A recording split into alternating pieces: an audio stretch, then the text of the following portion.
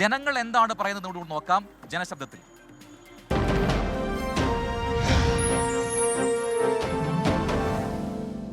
ശോഭ ചേച്ചി വരണമെന്നാണ് ഉള്ളത്. ഇനിയിപ്പോൾ എന്താണെന്നുള്ള അറിയില്ല, ജനങ്ങളുടെ എന്താണെന്നുള്ള. ശ്രീധരൻ സാറിനെ അടക്കം തോൽപ്പിച്ച മണ്ഡലമല്ലേ, അത്രയും നല്ലൊരു വ്യക്തിയായിട്ട് തോൽപ്പിച്ച മണ്ഡലമാണ്. അപ്പോൾ ആര് വരും എന്നുള്ളത് പ്രവചിക്കാൻ അതീതമാണ്. വികസനം മാത്രമേ പാലക്കാട്ടുകാർ പ്രതീക്ഷിക്കുന്നുള്ളൂ. ഇവർ രണ്ടാളും വന്നിട്ട് ഒരു വികസനം ഇതുവരെയായിട്ട് പാലക്കാട് ചെയ്തിട്ടില്ല, വന്നിട്ടില്ല. മത്സരം വന്നിട്ട് മറ്റേ ഷാരാടിയും ശോഭയും, അതിൽ ശോഭ ജയിക്കും.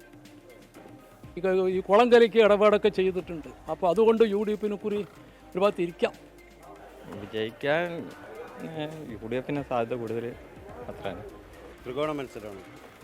വിജയ സാധ്യത ഇപ്പോൾ പറയുമ്പോൾ NM റസാക്കാണ് എത്താനാണ് ചാൻസ് കൂടുതൽ. മൂപ്പര് പ്രചാരണം വെറൈറ്റി ആയിട്ട് മാറ്റമുണ്ട്. അപ്പോൾ ജനങ്ങൾ അങ്ങനെ പറയുന്നു. ചേട്ടാ പാലക്കാടാണോ വോട്ട്? അല്ല, കോങ്ങാടാണ്. അപ്പോൾ എന്താണ് നിലവിലൊരു പാലക്കാട് ജില്ലയുടെ ഒരു അവസ്ഥ? പാലക്കാട് നല്ല ടൈറ്റ് മത്സരമാണ്. നിലവിലെ സാഹചര്യത്തിൽ ശോഭാ സുരേന്ദ്രൻ ജയിക്കാനുള്ള എല്ലാ സാധ്യതയും ഉണ്ടെന്നാണ് ചേട്ടൻ. ശോഭാ സുരേന്ദ്രനാണ് ജയിക്കാൻ സാധ്യത. പറയുന്നത്. അങ്ങനെ പല വിധത്തിലുള്ള അഭിപ്രായങ്ങൾ വന്നുകൊണ്ടിരിക്കുകയാണ്. എന്തായാലും അന്തിമമായി അത് പറയേണ്ടത് ജനങ്ങൾ തന്നെയാണ്. ജനങ്ങളുടെ മനസ്സിൽ ആരായിരിക്കും ജയിക്കുക എന്നല്ലെങ്കിൽ ആരായിരിക്കും അവർക്ക് വോട്ട് നൽകുക എന്നൊക്കെ തീരുമാനങ്ങൾ എടുക്കാൻ പോകുന്ന മണിക്കൂർ കൂടിയാണ് വരാൻ പോകുന്നത്. ചേട്ടൻ എന്ന് പറയുന്നു? രമേശ് പിഷാരടി ജയിക്കും, ചെറിയൊരു ഭൂരിപക്ഷത്തിൽ ജയിക്കും. ശോഭാ സുരേന്ദ്രൻ നല്ല ചാൻസ് ഉണ്ടായിരുന്നു, അവര് വടക്കന്തറയിൽ തടഞ്ഞില്ലേ, അത് മാറിയെന്നാണ് പറയുന്നത്. അതുകൊണ്ട് രമേശ് പിഷാരടിക്ക് ചാൻസ് ഉണ്ടെന്നാണ് പറയുന്നത്. അങ്ങനെ ശോഭ, രമേശ് പിഷാരടി ഇത്തരം പേരുകൾ കേൾക്കുന്നു. NM റസാക്ക് ജയിക്കും എന്ന് പറയുന്നവരും ഈ കൂട്ടത്തിലുണ്ട്. എന്തായാലും അങ്ങനെ പോകുന്നു പാലക്കാട്ടെ രാഷ്ട്രീയ ചർച്ചകൾ. ഇനി തിരികെ സ്റ്റുഡിയോയിലേക്കാണ്. അവിടെ SKN കാത്തിരിക്കുന്നു. Over to you SKN. Okay, thank you Prajin C Kannan. Prajin, ഒരു കാര്യം ചോദിക്കാൻ മറന്നു.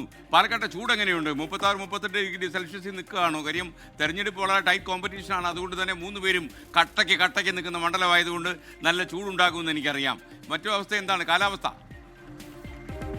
SKN ഒറ്റ വാക്കിൽ പറയാം, കരിഞ്ഞുപോയി വന്നിട്ട് ആദ്യത്തെ മണിക്കൂർ തന്നെ കരിഞ്ഞുപോയി എന്നൊരവസ്ഥയാണ്. എനിക്ക് തോന്നുന്നത് 40 ഡിഗ്രിയോളം ഉണ്ട് എഫക്റ്റ് എന്ന് പറയാം. അങ്ങനെ പോകുന്നു ഇവിടുത്തെ ചൂട്. അതുപോലെ തന്നെയാണ് ഇവിടുത്തെ രാഷ്ട്രീയ ചർച്ചകളും അതേ ചൂടിൽ തന്നെ പോകുന്നു. SKN, എനിക്ക് ഇത് കേൾക്കുമ്പോൾ സന്തോഷമുണ്ട്. കാര്യം എന്താണെന്നറിയോ, നമ്മളൊക്കെ ശീതീകരിച്ച മുറിയിലിരുന്ന് എല്ലാ സുഖ സൗകര്യങ്ങളും ഉപയോഗിച്ച് ആളുകളോട് പ്രക്ഷേപിക്കുന്നവരാണ്. ഈ കത്തുന്ന വേനൽ നമ്മൾ കണ്ടിട്ടില്ല എന്നൊക്കെ പറഞ്ഞ് പാലക്കാട്ടിൻ്റെ കരിമ്പനപ്പട്ടകളിൽ കാറ്റ് പിടിക്കുമ്പോൾ നല്ല വേനൽ ചൂട് അനുഭവിക്കാനുള്ള ഭാഗ്യം കിട്ടിയില്ലേ? Congratulations, keep it up. Okay, thank you Prajin C Kannan. Shariq നവാസും ഉണ്ട്. ഷാരിഖ് നവാസ്, നന്നായി. Thank you Shariq Navas. അപ്പോൾ നിങ്ങൾ രണ്ടുപേരും ഇനി ഒരു കാര്യം ഷാരിഖിന് എന്തെങ്കിലും പറയാനുണ്ടെങ്കിൽ മൈക്ക് കൊടുത്തോളൂ. Thank you very much. Okay, ഷാരിഖൊക്കെ നമ്മുടെ നവാഗത പ്രതിഭകളാണ്. എന്നാലും ഷാരിഖ് നന്നായിട്ട് പെർഫോം ചെയ്യുന്നുണ്ട്. നിങ്ങൾ രണ്ടുപേരും പോയിട്ട് എൻ്റെ ചെലവിൽ ഒരു ചായയൊക്കെ കുടിച്ച് അവിടെ ഇരിക്കുക. ചൂടാണ്. അതുപോലെ തന്നെ പാലക്കാടിൻ്റെ രാഷ്ട്രീയത്തിനും ആ ചൂട് കാഠിന്യം കൂടുതലാണ്. കാരണം പാലക്കാട് മണ്ഡലത്തിൽ ഉൾപ്പെടെ പാലക്കാട് ജില്ലയിൽ എല്ലായിടത്തും ആ രാഷ്ട്രീയം ശക്തമായ ത്രികോണ മത്സരം നടക്കുന്നു. അത്തരത്തിൽ വലിയ ചൂടാണ് പാലക്കാട്ടുള്ളത്. നമ്മുടെ സ്വന്തം സ്ഥാനാർത്ഥികളായ ശോഭാ സുരേന്ദ്രൻ, രമേശ് പിഷാരടി, NM റസാഖ്, ഇവർക്കെല്ലാം എൻ്റെ അന്വേഷണം കൂടി പറഞ്ഞേക്കൂ.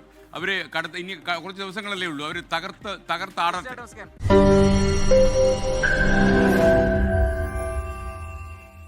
ലോകത്തെവിടെയായാലും ഏത് സമയത്തും 24 വാർത്തകളും ഓഗ്മെന്റഡ് റിയാലിറ്റി പാക്കേജുകളും എക്സ്പ്ലെയിനറുകളും വിശദമായി കാണാൻ ഞങ്ങളുടെ YouTube ചാനൽ നിങ്ങൾക്ക് സബ്സ്ക്രൈബ് ചെയ്യാം.